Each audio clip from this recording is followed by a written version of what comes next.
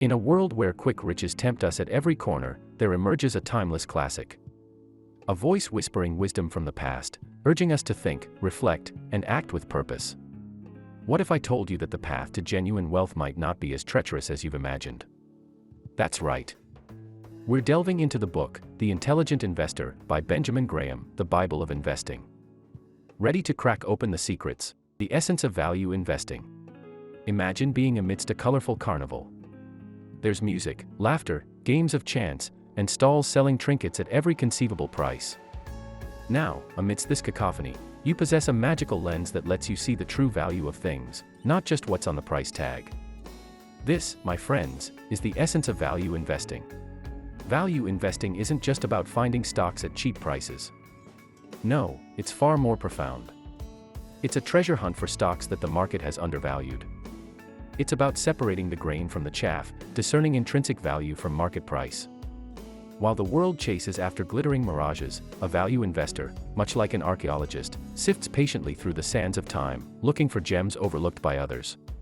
In this captivating world of stocks and bonds, Benjamin Graham, the mastermind behind The Intelligent Investor, imparts a vital lesson. The market, often driven by emotions of fear and greed, is frequently irrational. Prices swing, sentiments change, but value. True value remains resolute, waiting to be discovered. And here's where the magic unfolds. For those who can discern this inherent value, the market's erratic dance becomes a symphony of opportunities. This philosophy isn't about quick bucks or riding the waves of market sentiment. It's a strategic play, a game of chess where you're always thinking several moves ahead. And like any grand game, it demands patience, insight, and above all, the conviction to stand by one's assessment even when the world begs to differ. So, the next time you're tempted by the market's siren song, remember that it's not about the price you see, it's about the value you perceive. Dive deep, look beyond the surface, and who knows, you might just discover a treasure waiting just for you. If you are enjoying the video and interested in reading the book yourself, check out the link in the description. Mr. Market. The investor's fickle friend. Picture this. An excitable, often moody neighbor named Mr. Market knocks on your door every single day, offering to buy or sell his share of a joint venture you both have. Some days, he's exuberant, quoting sky-high prices, convinced that the world is full of rainbows.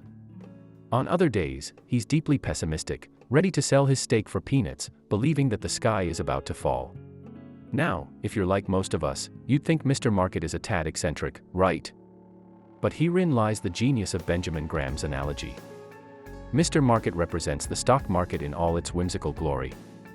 Sometimes buoyant, sometimes dejected, his prices are more about his mood swings than the true value of the business you co-own.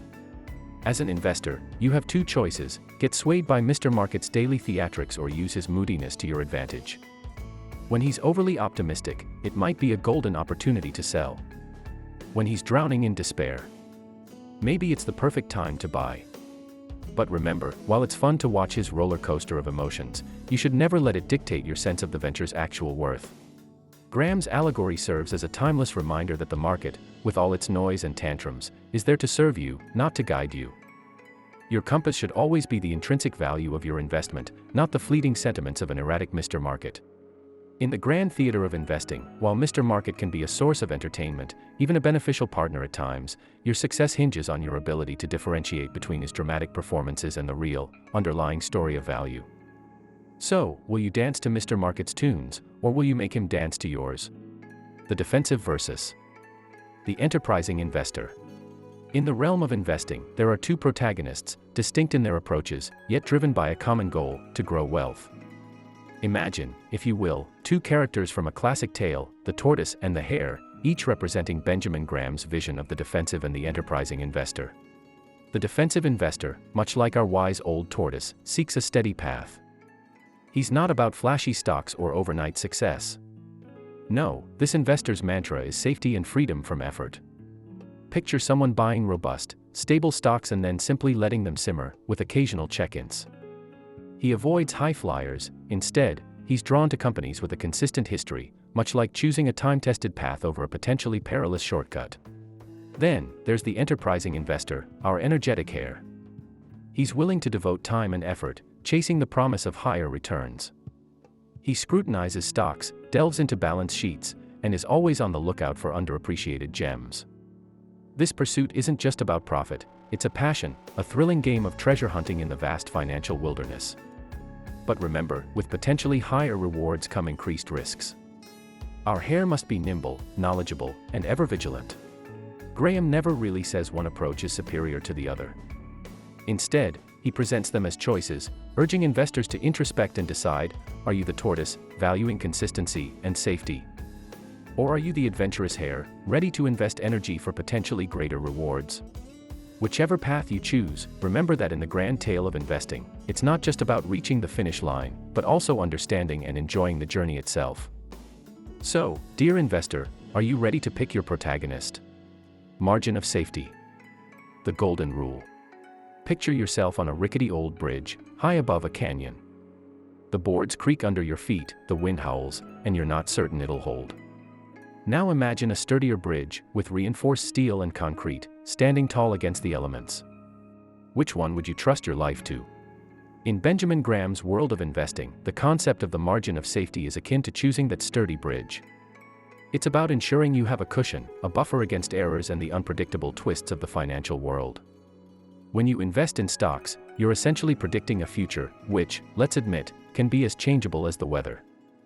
The margin of safety acts as your umbrella, ready to shield you when those unexpected storms hit. So how does one find this magical buffer? It's simpler than it sounds. Imagine a stock that's truly worth $100, but it's currently selling for $70. That $30 difference is your margin of safety. It means the stock can face some setbacks, and yet, your investment remains shielded. It's about not paying a dollar for a dollar's worth of value.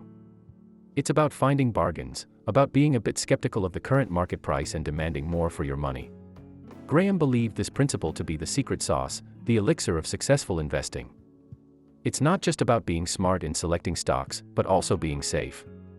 Because in the unpredictable play of the stock market, where fortunes are made and lost on whims, the margin of safety is the anchor that prevents your ship from being tossed aimlessly in the storm. Remember, in the world of investments, it's not just about crossing to the other side, it's about making sure you can do so without falling into the abyss. The margin of safety is your safety net, the golden rule that ensures your financial journey is not just profitable but also protected. In a world spinning on the axis of numbers and speculation, the intelligent investor is a beacon, illuminating the path of logic, patience, and discipline. Graham doesn't promise quick riches. Instead, he offers something more profound, a mindset, a philosophy, a way of life. So the next time you're poised to make a financial move, ask yourself, are you merely being active, or truly being intelligent?